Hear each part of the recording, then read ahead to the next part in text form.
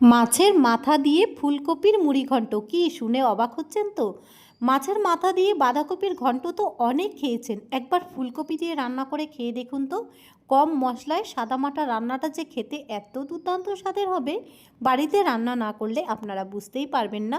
প্রথমেই একটা ছোট ফুলকপি আমি ছোট টুকরো করে কেটে নেওয়ার পর ভালো করে ধুয়ে নিয়েছিলাম।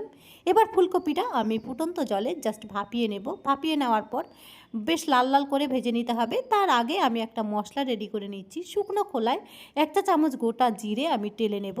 জিরাটাকে কিন্তু বেশি পোড়ানো যাবে না, হালকা করে টেলে নিতে হবে। এটা আমি মশলার জন্য ভেজে নিচ্ছি। আজকের রান্নাতে খুব বেশি একটা মশলা কিন্তু আমি ব্যবহার করব না। এবার ফুলকপিটাকে লবণ হলুদ মাখিয়ে বেশ লাল লাল করে ভেজে নিলাম।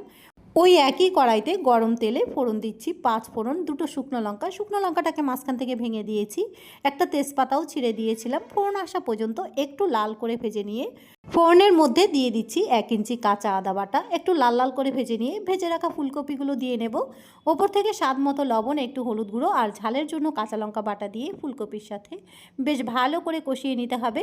ফুলকপিটা যাতে সুন্দরভাবে মজে আসে 1/2 কাপ পরিমাণ জল দিয়ে দেব। এই তরকারিতে ঝোল কিন্তু একদমই হবে না, শুকনো শুকনো করে নামিয়ে নিতে হবে।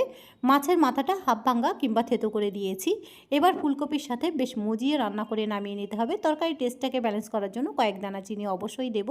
এবার প্রথমেই যে শুকনো খোলায় আমি গোটা জিরা টেলে নিয়েছিলাম, তার সাথে গোটা গরম মশলা বাটা দিয়ে তরকারিটা বেশ মজিয়ে আর জমিয়ে রান্নাটা করে নামিয়ে নেব। কম ঝামেলায়, একদম কম মশলায় ফুলকপি একবার এভাবে রান্না করে খেয়ে দেখুন।